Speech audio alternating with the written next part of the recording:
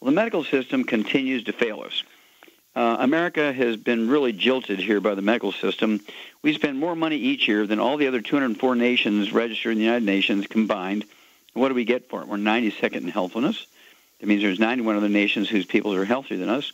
We're ranked 60th in longevity. There's 59 other nations whose peoples live longer than us. And God forgive us, we're ranked 41st when it comes to live births and first-month survivability of our babies. Well, the medical system has driven industry out of the United States. It's not greedy CEOs and executives that have driven manufacturing and assembly out of the United States. It's the high cost of medical benefits, ineffective medical benefits for the employees. A company can either now, under the new Affordable Health Care Act, can put an employee on as part-time instead of full-time and get a couple more employees to make sure everything gets done right, and they don't have to pay the insurance. And then they're going out of the country for assembly and for manufacturing because they can go and get the same quality of work and yet don't have to pay the health benefits for the employees. They can bring it back, and even the cost of shipping back to the United States, charging half the price retail for the product and getting double the profit because they don't have to pay for the health care for the employees. And then the predators have found the medical system since 1914, 100 years. For 100 years, the medical system has been a protective monopoly, self-policing, no oversight by any agency whatsoever, government, private, or ethical, or professional. And as a result, predators are saying, these guys kill, injure, and infect 15 million of their customers at their workplace every year, and nobody does anything to them. So it's attracting predators like crazy. We're talking about serial killers that kill hundreds of people in nursing homes, in hospices, and in hospitals. And then one guy in Detroit just a couple of weeks ago was confessed to murdering 40 people in a hospice, but he was moved from that hospice to others. Investigators said in reality, between several hospices, he killed over several hundred. Okay? And then what do we talk about for sexual predators? Well, Johns Hopkins, I mean, we're talking about they're always in a competition with Harvard Medical School for the top school, research, training, medical students, graduates, alumni, reputation. Well, for 25 years, a professor in the Department of OBGYN at the medical school trained young doctors for 25 years, and he committed suicide the other day when he was outed for doing sexual pictures during his pelvic exams, doing funny things to 8,000 women. And Johns Hopkins had to pay these 8,000 women, total amongst them, $190 million because they had this guy had sent out their porno pictures of their pelvic exams with their names on it. Oh, well, that's how they knew who to give the $190 million to. And then how much does that cost us? Well, doctors right now, in America alone, bill fraudulently for things they don't even do for the patient, and then they also bill for things they did do to the patient that the patient didn't need. For instance, when it comes to amputations for gangrene of the legs and diabetes, it's almost nil in middle class, upper middle class, and wealthy communities. It's 10 times more, not 10% more, 10 times more amputations in legs in poorer communities when the patient is told, look, Medicare will pay for this, Medicaid will pay for this, but you have to get this leg cut off, else you're going to die. And they say, oh, okay. They're giving a second opinion, right? They're going to take something free.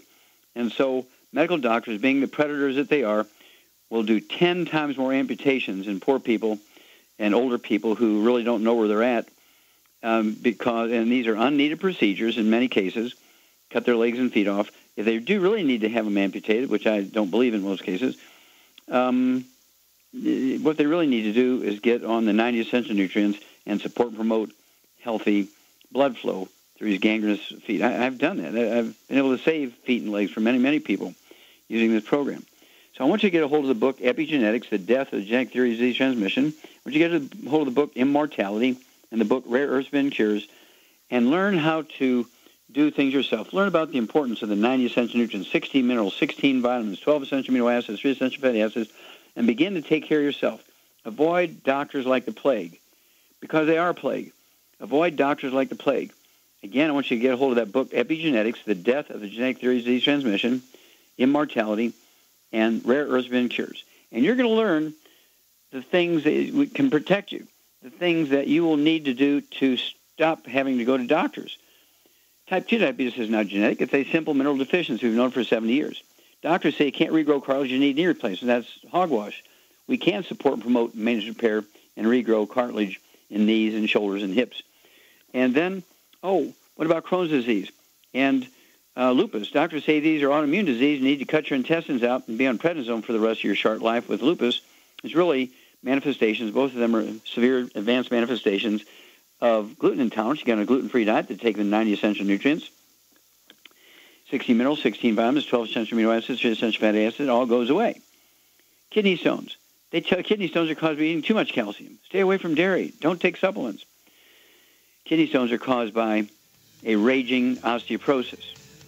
And so I'll give doctors the benefit of the doubt and just assume they're ignorant. So what I want you to do is get a hold of the book Epigenetics, The Death of the Genetic Theory of Disease Transmission, the book Immortality, and the book Rare Earths and Cures, and learn the basics of how to prevent disease and take care of yourself once you have disease. You'll add 25 to 50 healthy years to your life. Equally important, or maybe more important, you'll add 25 to 50 healthy years to your kids' and grandkids' life. Otherwise, the word is that you will be burying your children if you keep following the doctor's directions. We don't want that. Well, stick with us. We'll be back with more Truth, Justice, and the Longevity Way on Dead Doctors Don't Lie after these. Okay, Doug, what pearls of wisdom do you have for us? Well, I thought I'd talk a bit about socialized medicine in the UK, as I've got a story here, from a couple of stories actually, out of Australia. The headline of the first one reads, Australian hospital accidentally declares 200 patients dead. The Australian hospital has apologized for mistakenly sending out death notices to 200 of its family doctors of 200 of its patients, and this was at the Austin Hospital in Melbourne. They say they erroneously killed off the patients when it faxed death notices to their family doctors. The notices were a result of an inadvertent change to the templates the hospital sends to doctors once a patient has been discharged, and they said, we apologized unreservedly to affected clinics who, for the most part, were very understanding about the error. The Australian Medical Association said the error was unacceptable and potentially distressing to family doctors. I think they're giving the doctors a little bit too much credit there. But then they got another one here. This one was even worse, though. They say, doctors refuse to see smokers unless they quit. Australian doctors have now owned up to postponing treatment for smokers, as doctors in Britain refuse to see patients who are not willing to kick the habit. Vascular surgeon Zahid Ariza of Edinburgh Royal Infirmary sparked outrage in Scotland when he revealed his clinic is refusing to accept GP referrals for patients who continue to smoke. He's quoted as saying, evidence shows that they would not do well with the treatment. In around 80% of cases, a smoker's condition will improve just by simply stopping smoking and making other lifestyle changes. And Australia's president of the Australian-New Zealand Society of Vascular Surgeons, Dr. John Quinn, says Australian doctors would not refuse to see a patient. Some are refused immediate treatment.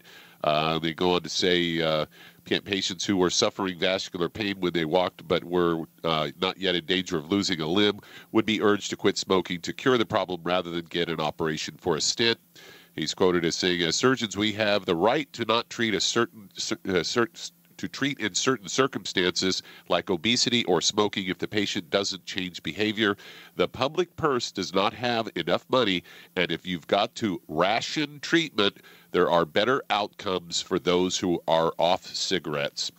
So there you go. They're admitting that they're rationing treatment. And folks, now that we've got socialized medicine in this country, look what you're looking down the track at. Yeah, and it's kind of interesting, Doug, because between the 20s, 30s, 40s, and 50s, medical doctors in America, in all their scientific journals, JAMA, Journal of American Medical Association, New England Journal of Medicine, Southern Medicine, that kind of stuff, the regional medical journals, were all advertising cigarettes in their journals to help pay for the journals, and doctors were prescribing cigarettes for people with depression and anxiety and that kind of stuff. So they were prescribing cigarettes as a pharmaceutical because it is an herb. Tobacco is an herb. And they prescribed it, just kind of like doctors are prescribing marijuana today. And then when the lawsuits came in the 70s and 80s and 90s, everybody went for the deep pockets, which were the tobacco companies, And nobody sued the doctors who wrote the prescriptions for cigarettes. I found that kind of interesting. And then the notices they sent out saying that these people were dead, this happens 1,000 times a month in America, where doctors declare somebody dead. They put them in the refrigerator so they'll get autopsied or sent to a mortuary. The next morning when they take them out of the refrigerator, they wake up and they say, oh, my God, where am I? It was cold and dark in there, and I didn't know where I was. And this happens all the time. Doctors who go to school for 8 years to become doctors don't even know if you're dead or alive. That is very scary. Well, thank you so much, Doug, for bringing that to the surface. Listen to Medical Mousetrap, Dead Doctors Don't Lie, and you'll hear these stories and say, oh, my gosh, how did they get away with it? We'll be back with Dead Doctors Don't Lie for these messages. Okay, Doug, let's go to callers. Let's head to Virginia. And Trey, you're on with Dr. Wallach. Oh, Trey, you're on the air. Yes, hello, Dr. Wallach. Thanks for taking my call. Yes, sir. How can I help you? Well, I wanted to call for a friend. He has a fiancée. She was diagnosed with adenocarcinoma back in November. She has had surgery. She's had chemo. Okay, now is this breast cancer? No, this is a colon cancer. Okay. She's 48 years old. She's 5'4", 185 pounds. And she's currently in remission, but she's taking oxalitin and 5-FU chemo drugs. Mm-hmm. I know you've helped many people cure cancer in their bodies. Is there something we can do to help her? Okay, well, I don't like to use the cure word because it's illegal to say we can cure somebody. We certainly can help them with a better quality of life and add much time. Let's say a doctor says they got less than a year to live. They might get a year and a half, 2 years, 5 years, 10 years. There's no way to predict. And so what we do is we support the body's ability to heal itself, to support the body's immune system, and turn the body loose on itself so it can actually do these things. You also have to stop the ongoing damage. So the first thing she'd have to do is get rid of all the bad stuff, no fried foods, no processed meats, such as deli slices, sandwich meat, sausage, ham, bacon, bologna. Get rid of those nitrates and nitrites. And also, she's got to get rid of things like oils. We're talking about coconut oil, olive oil, margarine, salad dressings, cooking oils, and also no gluten, no wheat, barley, rye, and oats. And Shar? Yes? You remember that Clemson report? Yes. Yeah, we actually had the Clemson University in Clemson, South Carolina, very, very famous, well-respected medical school, do cell culture studies on some of our products with human cancer cells, and one of which was colon cancer. And you remember which product we were using, the Ultimate Classic, and we were also using Beyond Tangerine. And one of them had a 95% result in reducing the number of viable cancer cells in that cell culture. Which one was it? Classic. Ultimate Classic. You got it. So hang on here. We'll be back in a moment, Trey, and we'll tell you what to do for your friend's lady after these messages. And Doug, let's go right back to Virginia and Trey. Okay, your friend's lady, as Shar said, I would certainly give her a minimum of 1 ounce, so that probably won't cause any diarrhea or anything like that. Give her 1 ounce of the Ultimate Classic at bedtime with a glass of water. And then I would give her 2 healthy brain and heart packs per month. So she'll get a full dose of everything at breakfast, full dose of dinner. That'll be, break it down for you, 3 of our Ultimate Selenium at breakfast and dinner, 1 ounce of the OsteoFX Plus at breakfast and dinner, 2 scoops of the Beyond Tangerine 2.0 NutriCrystals at breakfast and dinner, 3 of the EFA Pluses at breakfast and dinner, and 3 of the EFAs at breakfast and dinner. All that will be accomplished by the 2 healthy brain and heart packs per month. And, of course, that 1 quart of Ultimate Classic, that'll be good for 1 month's supply, but she needs to do that every month. Then I would also get her ORAC points, or antioxidant points, above 100,000 per day. And she could do that with Cell Shield RTQ, 5 of those capsules twice a day. She use our Triple Treat chocolate. That'll get over 100,000 ORAC points. She could have 6 a day. That'll be 2 at breakfast, lunch, and dinner, or 3 at breakfast and 3 at dinner. And then I would also have her take the Ocean's Gold for the sea cucumber that's in the sea cucumber. Sea cucumber has become a legendary option for supporting the immune system when people have terrible diseases like cancer, things like lupus, and so forth. And I'd have her take 3 of those Ocean's Gold tablets twice a day. That'll be 2 bottles a month. And let's see here. I also wanted to have the immortalium, 3 of those twice a day. It'll be 2 bottles a month.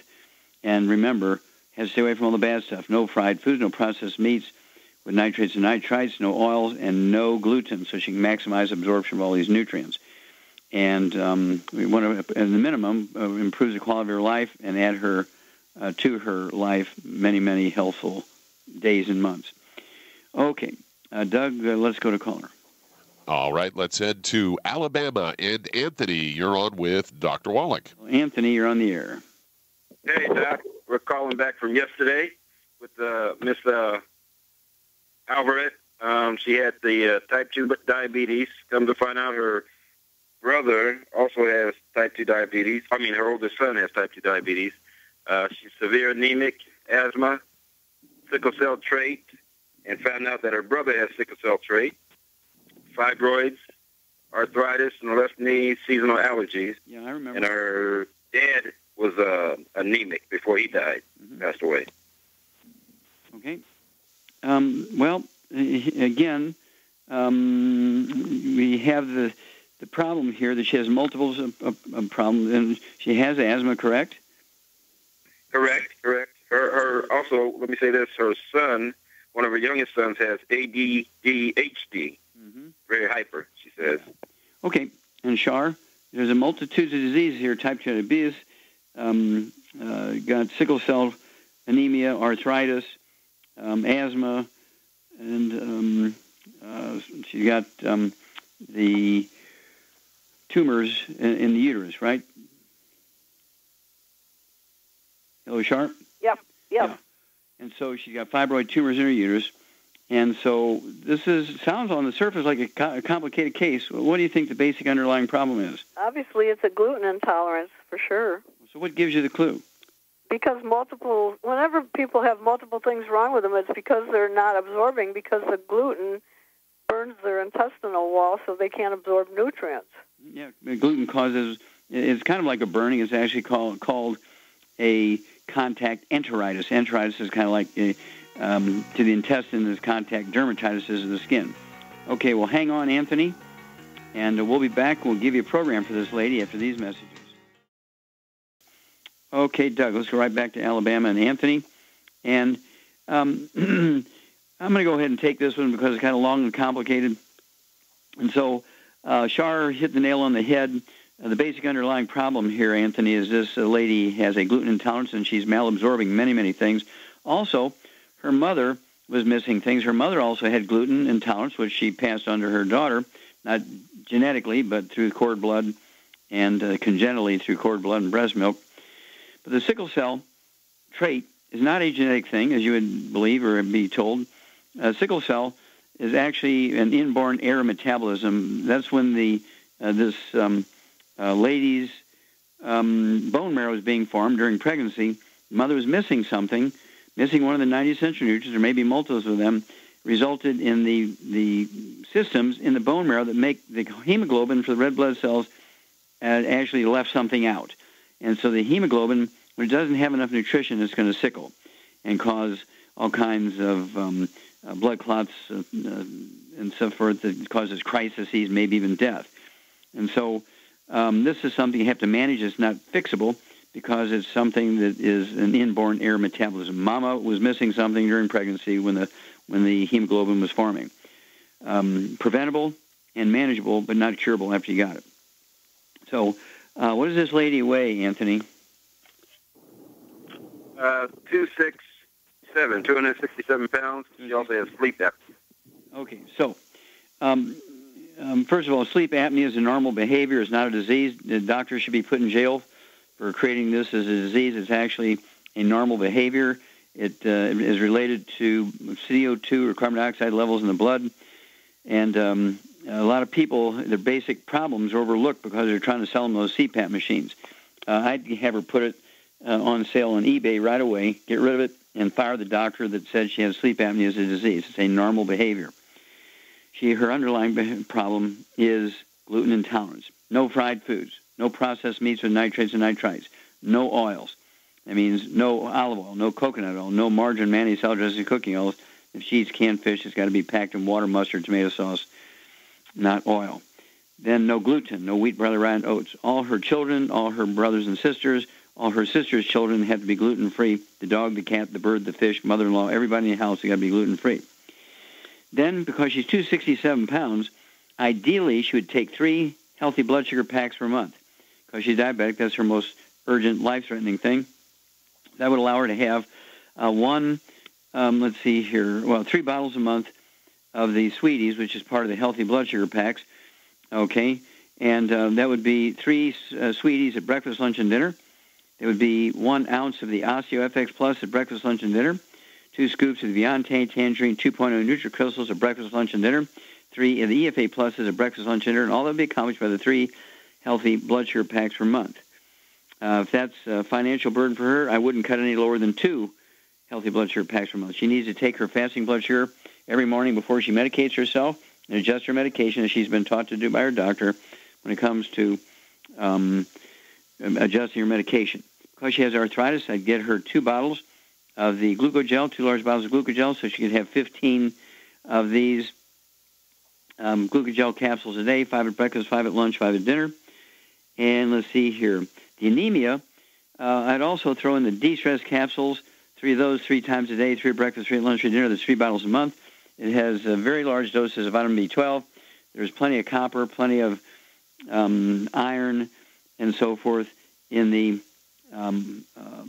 Viante Tangerine, the Osteo Plus, and the selenium. And so you're going to find that the anemia will be dealt with because this is going to support and promote healthy bone marrow cells that make hemoglobin. It's going to make them work better because it's going to give them all the raw materials they need to make healthy hemoglobin. And so the anemia will go away. The sickle cell will be managed better. And then lastly, for the fibroids, I would throw in the Woman's FX liquid. And if she wants to use a liquid, she could have 3 ounces a day, 1 at breakfast, 1 at lunch, 1 at dinner. That's 3 quarts of the Woman's FX liquid. If she prefers capsules, she could use the Balance FX. 3 of those 3 times a day, be 3 bottles a month. And if she really wants to sleep better, she can get we call sleepies, the word sleep, SLEEP-E's, E-Z-E, and she can take 3 of those at bedtime with a glass of water.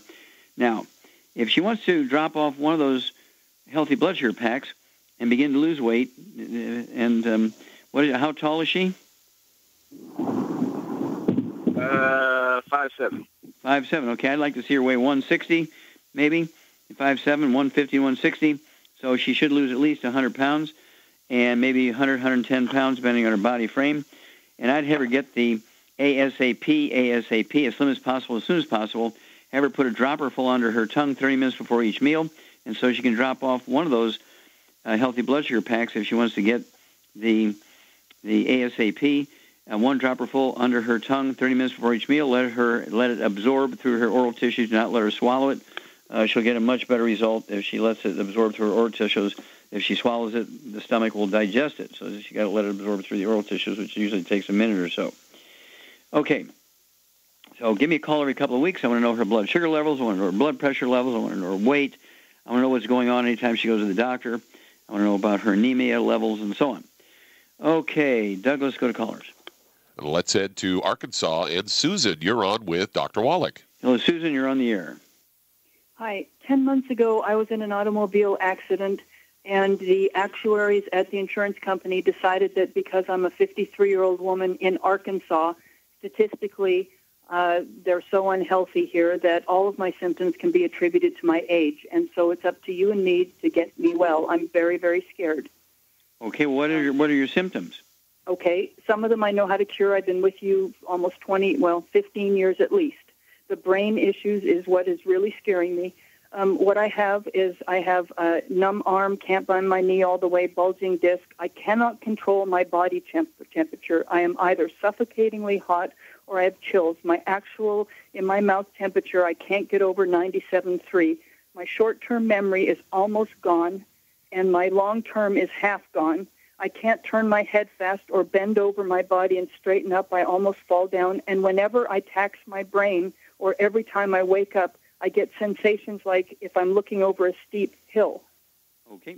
So what I want you to do is, first of all, tell me how much you weigh.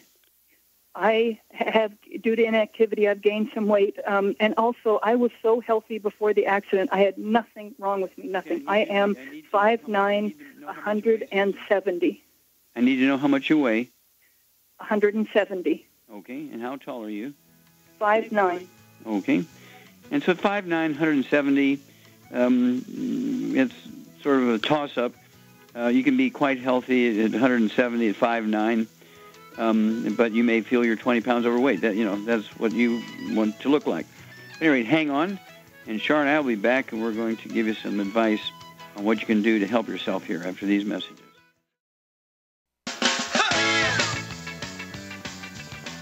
We're back with Dead Doctors Don't Lie on the ZBS Radio Network. Dr. Joel Wallach here for Youngevity, 90 for Life Crusade.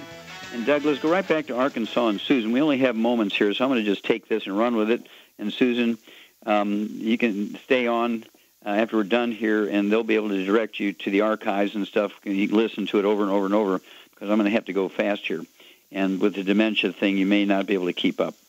So anyway, at 170 pounds, what I want you to do is take 2 of the Healthy Brain and Heart Packs per month, a full dose of each of the products in the Healthy Brain and Heart Pack at breakfast, a full dose of everything at dinner time.